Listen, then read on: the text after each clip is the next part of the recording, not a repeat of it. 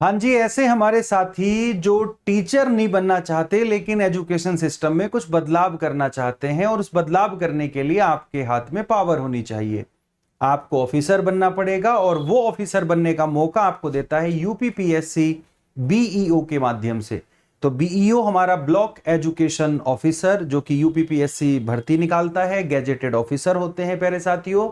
और जिसमें आप कहीं ना कहीं जो हमारा एजुकेशन सिस्टम है, जो शिक्षा विभाग है, उसमें आप सीधे तरीके से जुड़ जाते हैं।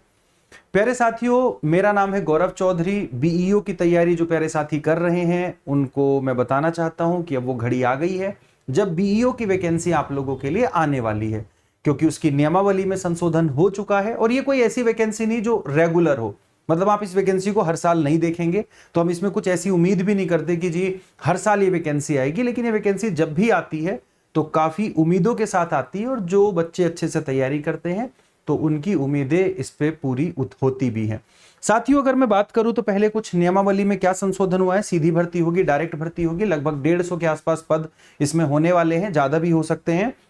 अभी पदों को लेकर के तो उतनी ज्यादा क्लैरिटी नहीं है, जब आयोग नोटिफिकेशन निकालेगा। तो सबसे पहले मैं आपको बता दूं, बीओ भर्ती के लिए नियमावली में संशोधन, सीधी भर्ती से भरे जाएंगे फॉर्म। साथियों, यूपीपीएससी लगातार पेपर करा रहा है, कोई ऐसी चीज नहीं है जो यूपीपीएससी में हमें देखने को मिल रही हो कि वो पीछे जा रहा है, या बार बार पेपर आउट हो रहे हैं, या बार बार पेपर में डेट चेंज हो रही है। तो ऐसा नहीं है। अभी आपने देखा, अगर मैं जो हमारी टीचिंग एग्जाम से उनकी बात करूं तो एलटी ग्रेड का एग्जाम हमारा हो चुका है, प्री का।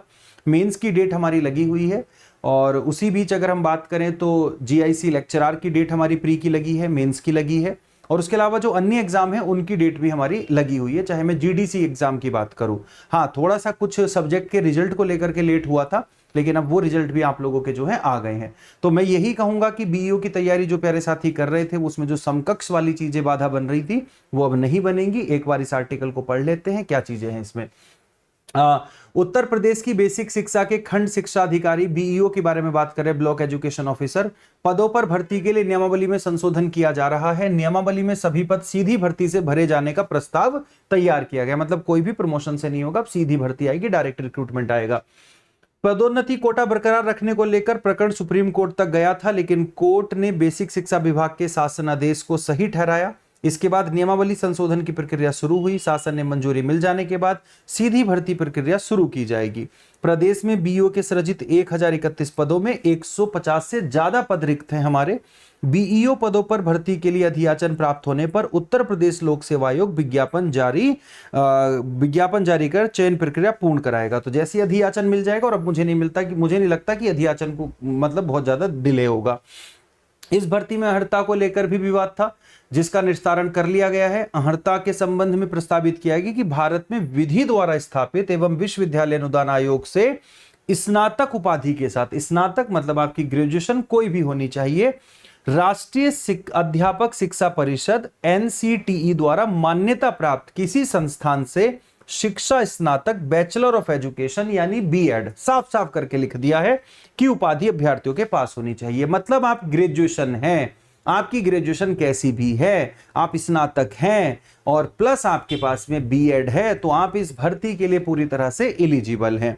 इसके बाद अभी समकक्ष को लेकर विवाद के कारण भर्ती जो है अटकती थी। अर्हता स्पष्ट हो जाने से चयन प्रक्रिया बिना रुकावट के पूरी हो सकेगी। नियमावली गजट हो जाने पर रिक्त पदों का अधियाचन भेजकर चयन प्रक्रिया पूरी कराई जाएगी। अब यहां पे 2-3 बातें आ जाती हैं। एज का यूपी में कोई पंगा नहीं है, एज 40 साल होती है। ओबीसी एससी एसटी के लिए 45 साल होती है यूपी में, जर्नल के लिए 40 साल होती है। दूसरा, अगर आप यूपी के बाहर हैं तो आप एज ए जर्नल काउंट होंगे, और आप 40 साल एज तक इस फॉर्म को भर सकते हैं।